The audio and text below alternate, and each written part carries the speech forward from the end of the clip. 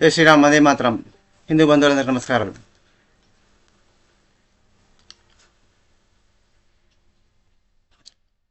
After Hezbollah almost ఇక dismantle చేయబడ్డది. గ్రౌండ్లో కూడా ఎంటర్ అవుతున్నది. ఇజ్రాయెల్ ఆర్మీ లెబనాన్లో ఎంటర్ అవుతున్నది.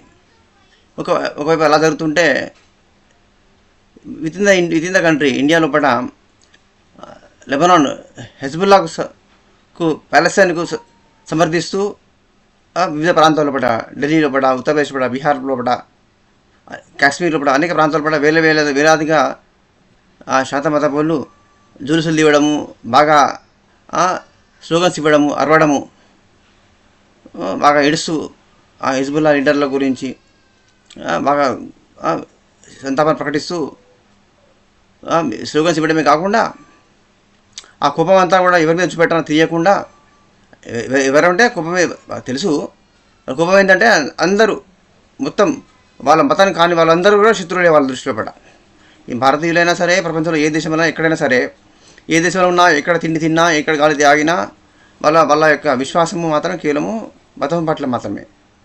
వాళ్ళ మతం పట్లనే, వాళ్ళ పుస్తకం పట్లనే, వాళ్ళు నమ్మే దేవుడి పట్లనే తప్ప మిగతా వాళ్ళందరినీ వాళ్ళు శత్రువులుగానే చూస్తారు, శత్రువులే అంటారు. వాళ్ళ మతానికి శత్రువులుగా భావిస్తారు. మిగతా వాళ్ళందరినీ కూడా ఫినిష్ చేసినప్పుడు మాత్రమే ప్రపంచం మొత్తం తమ స్వాధీనం అయిపోవాలి. అప్పుడు ఖయామత్ అంటే ప్రళయం వస్తుందట. ఖయామత్ అనేది ప్రళయం వస్తుందట. అప్పుడు మొత్తం మిగతా వాళ్ళందరూ చచ్చిపోతారు, నరకానికి పోతారు. వీళ్ళందరూ కూడా స్వర్గానికి పోతారు అనమాట. ఇక్కడ వీళ్ళు జెంట్స్ అంతా వర్జిన్ లేడీస్ ఎంజాయ్ చేస్తుంటారు. ఇక్కడ వాళ్ళ పిల్లలంతా కూడా మళ్ళీ అక్కడ పోయినాక కూడా వాళ్ళకు సహాయం చేస్తుంటారు అనమాట. వైన్ అందించడము, లేడీస్కు సహాయం చేయడము లాంటి వాటితో, ఆ సేవలతో వీళ్ళు హ్యాపీగా ఉంటారు. అట్లా అక్కడ ద్రాక్ష సరాలు ఉంటాయి, ద్రాక్ష సముద్రాలు ఉంటాయి అనమాట. అంటే వైన్ అందిస్తూ ఉంటారు అనమాట. అట్లా మొగుళ్ళు వర్జిన్ లేడీస్తో ఎంజాయ్ చేస్తుంటే వీళ్ళు వైన్ అందిస్తూ వీళ్ళు కూడా ఎంజాయ్ చేస్తారు చూస్తూ. ఇక్కడ పోర్ను చూడలేరు కాబట్టి అక్కడ పోర్ను చూస్తారన్నమాట, లైవ్ పోర్ను చూస్తారనమాట. ఆ విధంగా ఎంజాయ్ చేస్తారు. ఇది ఇక ఉత్తరప్రదేశ్ లోపల, గుజరాత్ లోపల, ఢిల్లీ లోపల కూడా ఈద్గా మైదానం లోపల పబ్లిక్ పార్క్ను, అది వక్ఫ్ ప్రాపర్టీ అని చెప్పేసి దాన్ని స్వాధీనం చేసుకోవడమే కాకుండా అక్కడ ఝాన్సీ లక్ష్మీబాయి యొక్క స్టాట్యూని నిర్మాణం చేయబోతుంటే, ఇన్స్టాల్ చేయాలనుకున్నారు ఝాన్సీ లక్ష్మీబాయి స్టాట్యూను. దాన్ని కూడా వాళ్ళు నిరోధించారు. అంటే అర్థం చేసుకోండి, వాళ్ళకు ఈ స్వతంత్ర వీరుల పట్ల కూడా, ఫ్రీడమ్ ఫైట్ లోపల పాల్గొన్నటువంటి స్వతంత్ర వీర సేనానుల పట్ల కూడా వాళ్ళకి ఎటువంటి గౌరవం లేదు. ఎందుకుంటుంది? దేశం పట్ల లేదు, దేశం పట్ల విధేయత లేని వాళ్ళకు, దేశాన్ని స్వతంత్రం కోసం పోరాడినటువంటి వాళ్ళ పట్ల ఎందుకు విధేయత ఉంటుంది, గౌరవం ఎందుకు ఉంటుంది? వాళ్ళకు ఉండదు. వాళ్ళకి కేవలం ఒక మతం తప్ప ఇంక వేరే ఏమీ లేదు. దాన్ని అడ్డుకున్నారు. ఇప్పుడు అది హైకోర్టులో జడ్జిమెంట్ ఇచ్చింది. అది public property, government property, land. ఆ పార్క్ కూడా గవర్నమెంట్ పార్కే. అక్కడ మీది కానే కాదు అని చెప్పి హైకోర్టు ఇచ్చింది. దాన్ని మళ్ళీ వాళ్ళు సుప్రీంకోర్టు పోయిన అనమాట. అయితే ప్రస్తుతానికి వాళ్ళు స్టాట్యూ పెట్టాలనుకుంటే ఇప్పుడు దాన్ని అడ్డుపడుతున్నారు అనమాట.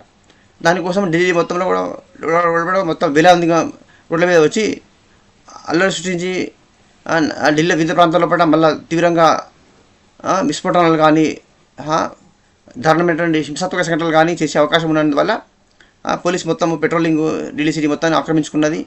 144 సెక్షన్ పెట్టి ఇంకా అనేక జాగ్రత్తలు తీసుకోవాలని చాలా విజిలెంట్గా ఇప్పుడు ఢిల్లీ పోలీసు ఉండాల్సినటువంటి పరిస్థితి ఉందన్నమాట. అంటే చాలా సెన్సిటివ్గా ఉందన్నమాట పరిస్థితి. ఇప్పుడు చాలా ఆందోళనకరంగా ఉంది. మనం సెన్సిటివ్ అంటాము, వాళ్ళ భాషలో సెన్సిటివ్ అంటారు, కానీ ఆందోళనకరంగా ఉంది. ఆందోళనకరంగా హిందువులకు ఎప్పుడు ఆందోళనకరంగానే ఉంటుంది. 1000 సంవత్సరాల నుంచి ఆందోళనకరంగానే ఉంది, ఇంకా ఆందోళనకరంగానే ఉంటుంది. ఎందుకంటే హిందువులు కుంభకర్ణం లాగా నిద్రపోతున్నారు కాబట్టి, ఇంకా మేల్కోలే కాబట్టి ఇది ఇలా సాగుతూనే ఉంటుంది అన్నమాట.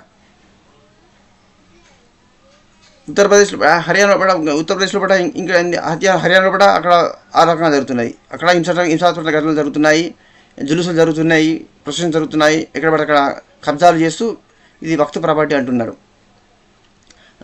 హర్యానా ఎలక్షన్స్లో కూడా ఎలా అవుతుందో తెలియదు, ఫలితాలు ఎలా ఉంటాయో తెలియదు. అక్కడ పోయి కూడా మన రాహుల్ ఖాన్ శకుని ఏమన్నాడంటే, మళ్ళీ ఇదరకన్నా కామెంటే, అయోధ్య రామ మందిరం అంటే నాచుగాన అట. అయోధ్య రామాలయ నిర్మాణం ప్రారంభోత్సవం అనేది, ఆ ప్రోగ్రామ్ ఈవెంట్ అనేది నాచుగాన ఈవెంట్ అట. అది ఫిలిం స్టార్ బాలీవుడ్ ఐశ్వర్య రాయ్ చేసిన నాచు గానా లేక ఈవెంట్ లాగా ఉంది అని వాడు ఇప్పుడు మళ్ళీ అన్నాడు అంటే వాడు ఇంత ఘోరంగానే అవమానం చేశాడు, చేయడానికి రెడీగా ఉన్నాడు వాడు ఏమాత్రం వెనకాడుతలేడు వాడు. ఎందుకు ఇంకా సిగ్గులేని హిందూ సమాజం ఇంకా వాళ్ళకు పార్టీ ఓట్లు వేసి గెలిపిస్తుంది, ఇంకా వాళ్ళని లీడర్స్ గుర్తిస్తుంది కాబట్టి గింత ఘోరం తిరుమలలో జరుగుతూనే ఏమాత్రం చేయడం లేదు. గెలిపించిన వాళ్ళు సిగ్గుపడాలి, మేమే గెలిపించి మేము హిందూ సమాజానికి దేవుడికి ద్రోహం చేసినాము, మా వల్ల భారతదేశంలో హిందువులందరూ కూడా అంతా తీరే అన్యాయం జరిగింది, మేము ఇంత పాపం చేసుకున్నాము, మేము ఏం ప్రాయశ్చిత్తం చేసుకోవాలని క్షరం ఉన్నాను ఆంధ్రప్రదేశ్ ప్రజలకు.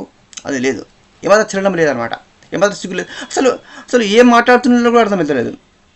చంద్రబాబు గారు వాడు ఆపర్చునిస్ట్ పొలిటీషియన్, వాడు అవకాశవాది, వాడికి ఎంతవరకు పొలిటికల్ అడ్వాంటేజ్ ఉంటుంది, మైలేజ్ ఉంటుంది, అంతవరకే వాడు పట్టించుకుంటాడు తప్ప వాడు దేవాలయాలు నేను మీకు హ్యాండ్ ఓవర్ చేస్తాను అని అనడం కానీ, దేవాలయంలో ఇంత చేసిన దానికి బట్టి సమగ్ర విచారణ ఏది శ్రీవారి ట్రస్ట్ కింద స్కామ్స్ కింద విషయంలో కానీ 5 ఏళ్ళ బట్టి వంట నూనె యజ్ఞంలో పట్ట దీపాలకు వాడిన నూనె గురించి మాట్లాడుతున్నవాడు, ఒక లడ్డు విషయం కూడా మాట్లాడుతున్నవాడు.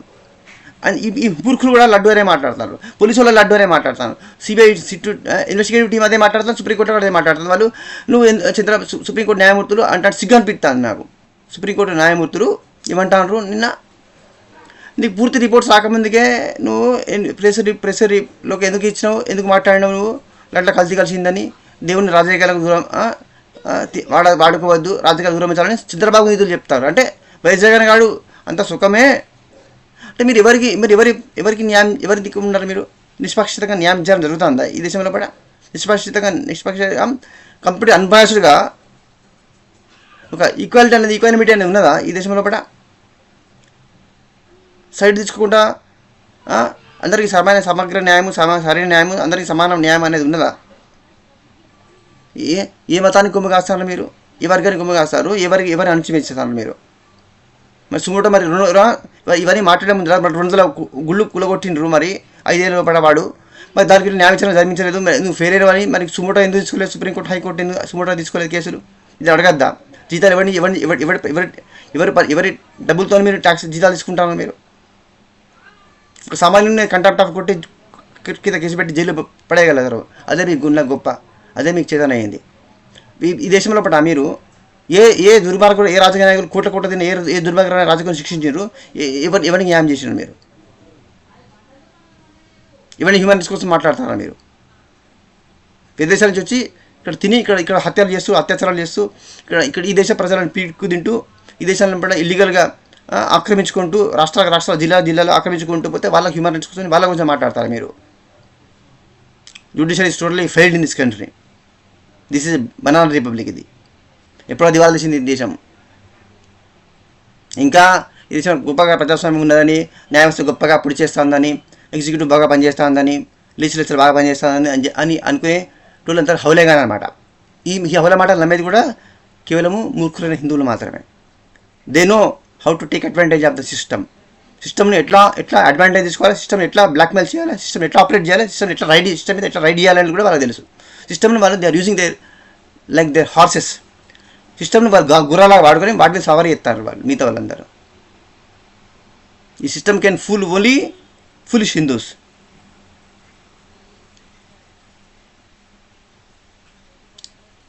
సోమనాథ్ పక్కన మొత్తం ఇల్లీగల్ బోర్డు అన్ని కన్స్ట్రక్షన్స్ అని వాటిని డిస్మాంటిల్ చేస్తే నీతులు చెప్తారు. మరి మీరు 50 ఏళ్ళ న్యాయం శిశువులు లేవు, మీరు న్యాయం చేర్చలేరు. మీరు మిమ్మల్ని నమ్ముకుంటే సత్యవారు కూడా ఎవడు అందరూ చచ్చిపోవాలి తప్ప ఎవరికి న్యాయం దొరకదు.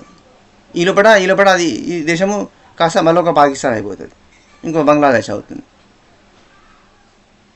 మీరు న్యాయం చేస్తారని ఎదురు చూస్తే అంతకన్నా హాస్యాస్పదమైన విషయం ఇంకేముంటుంది?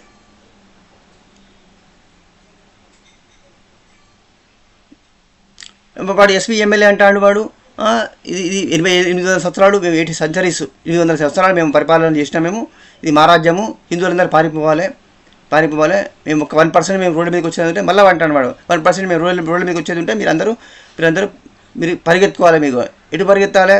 ఇటు ఇండియన్ ఓషను, అటు బెంగ్ ఆఫ్ బెంగాల్, అటు అరేబియన్ సీ, మొత్తం ఖతమైపోతారని చెప్పిండు వాడు. ఆన్ ది స్టేట్ ఎలక్షన్ మీటింగ్లో కూడా ఆన్ ది స్టేజ్ అంటాడు వాడు. యోగి ఆదిత్యనాథ్ ఇమీడియట్ పోలీసులు పంపించి వాడిని ఎఫ్ఐఆర్ రిజిస్టర్ చేసి వాడిని పట్టుకోవడానికి లీగల్గా యాక్షన్ తీసుకుంటాడు. యోగి ఆదిత్యనాథ్ ఉన్నాడు కాబట్టి.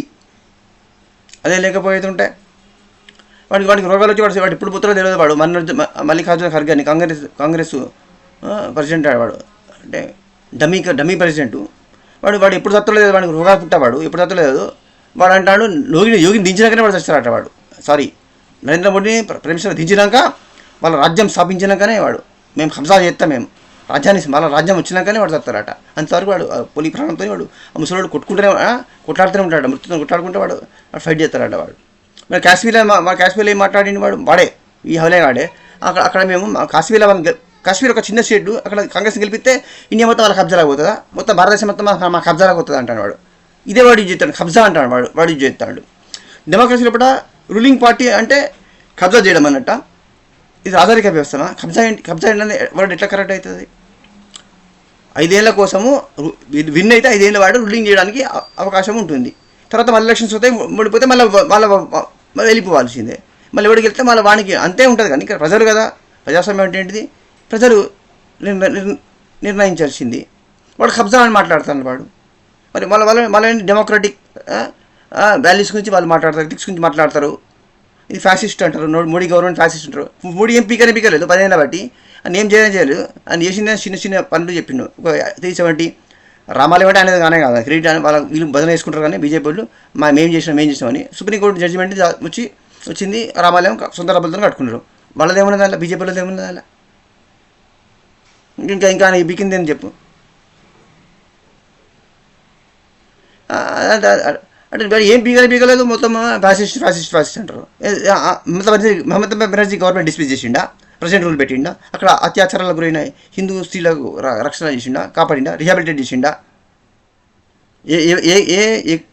కేరళలో జరిగిన అత్యాచారాల మీద ఇన్వెస్టిగేషన్ చేసిండా, కేసులు కంప్లీట్ చేసిండా? జమ్మూ కాశ్మీర్లో రిహాబిలిట్ చేసిండా? కాశ్మీర్ హిందూస్ను జీనోసైడ్లో అయినాయి, వాళ్ళంతా పారిపోయి ఢిల్లీకి వచ్చారు, వాళ్ళంతా తీసుకుపోయి రిహాబిలిట్ చేసిండా? కాశ్మీర్లో రీసెటిల్మెంట్ చేసిండా వాళ్ళందరూ? వాళ్ళ ఇల్లు వాళ్ళకి స్వాధీనం ఇచ్చిండ్రా? ఏం చేసిండు ఆయన? కేరళ ఏం చేసిండు, బెంగాల్ ఏం చేసిండు, కాశ్మీర్లో ఏం చేసిండు?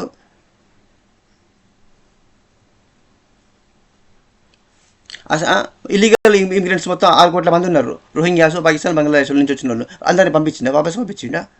లేదా జనాభా నియంత్రణ చేసిండా? హిందువుల టెంపుల్స్ మొత్తం హిందువుల స్వాధీనం చేసిండా? 35 years రిమూవ్ చేసి హిందువులకు విద్యా హక్కులు ఇచ్చిండా?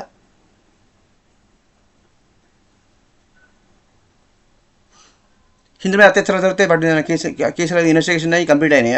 ఏమన్నా ఇలా కాశ్మీర్ కేసులో తీసిండా? అది కంప్లీట్ చేసిండా? జ్యుడిషియల్ రిఫార్మ్స్ తీసుకొచ్చిండా? పోనీ కొలిజియం రిమూవ్ చేసి మేము పార్లమెంట్ పిలిచి ఇంపీచ్మెంట్ చేసి సుప్రీంకోర్టులో జ్యుడిషియల్ రిఫార్మ్స్ చేయాలి, లేకపోతే ఉంటే మేము కొత్త ప్యానల్ పెడతామని డిసిషన్ తీసుకున్నాడా? డేరింగ్ డిసిషన్ తీసుకుని దమ్ము ఉన్నదా? First is capable of taking daring decisions. హిందువులకు ఆప్షన్ లేదు. బీజేపీ హిందువుల పార్టీ కాదు. హిందువుల కోసం చేసింది ఏం లేదు. హిందువులకు వేరే ఆప్షన్ ఏం లేదు. హిందువులు అందరూ డైరెక్ట్ ఎనిమీసే. మిగతా అన్ని పార్టీ, కాంగ్రెస్ మిగతా అన్ని పార్టీస్ కూడా డైరెక్ట్ ఎనిమీస్. కాబట్టి ఆప్షన్ లేకపోవడం వల్ల మాత్రమే బీజేపీ ఎన్నిక హిందూస్ కన్సాలిడేట్ అవుతారు అని గతంలో కూడా చెప్పిన అదే వాస్తవము. He has not taken a single decision which could favour Hindus. హిందువుల మాన ప్రాణాల కాపాడడానికి కోసం కూడా కనీసము ఏమీ చేయలేదు. సబ్కా సాత్ సబ్కా విశ్వాస్ అని స్కీమ్స్ కూడా వాళ్ళకి ఎక్కువ ఇచ్చి హిందువులకు అన్యాయం చేసినటువంటి వాడు సూడో సెక్యులర్ అనమాట. హిందువులారా కన్ను తెరవండి, ఇప్పుడైనా బుద్ధి తెచ్చుకోండి. లేకపోయేది ఉంటే ఇంకా జగన్ గాని కేసు విషయంలో కూడా సుప్రీంకోర్టు చేసే పిల్లి ముగ్గాలు వెత్తాంది. చంద్రబాబు నాయుడు సరైనటువంటి మొత్తం ఇన్వెస్టిగేషన్ రిపోర్ట్ మొత్తం సబ్మిట్ చేస్తలేడు. సిట్ అంటారు, సుప్రీంకోర్టు అంటున్నారు, మీడియాలో రకరకాల మాట్లాడుతున్నారు. శరం లేని ఆంధ్రప్రదేశ్ ప్రజలకు శరమే లేదు, సిగ్గే లేదు, ఏం చలనమే లేదు. ఇంత అధ్వానంగా ఈ దేశంలో ఉంటే ఇక్కడ వక్ఫ్ బోర్డు నుంచి వాళ్ళు మొత్తం రోడ్ల మీద వాళ్ళు మొత్తం బ్లాక్ చేస్తాను వాళ్ళని. ఢిల్లీ మొత్తం ఇప్పుడు కంప్లీట్గా వాళ్ళ కంట్రోల్లో ఉన్నది. పోలీసు వాళ్ళు ఇప్పుడు సెక్యూరిటీ ఎప్పుడు ఏమవుతుందో ఢిల్లీలో కూడా అంత ఘోరమైన ఆందోళన పరిస్థితులు కూడా ఢిల్లీ ఉన్నది, రాజధాని నగరం. ఇక్కడ ఆప్ గవర్నమెంట్ ఉన్నది, అక్కడ ముఖ్యమంత్రి ఆప్ పార్టీ చేతిలో ఉన్నది. ఇంత తీవ్రమైన పరిస్థితిలో ఉంటే సీమ కుట్టినట్టు కూడా లేదు హిందూ జాతికి. ఇప్పటికైనా సిగ్గు తెచ్చుకోండి, బుద్ధి తెచ్చుకోండి, కళ్ళు తెరవండి. హిందువులారా, ఆంధ్రప్రదేశ్ ప్రజలారా ముఖ్యంగా మీరు సిగ్గు తెచ్చుకోవాలి. Please share and subscribe. జై శ్రీరామ్, వందే మాతరం.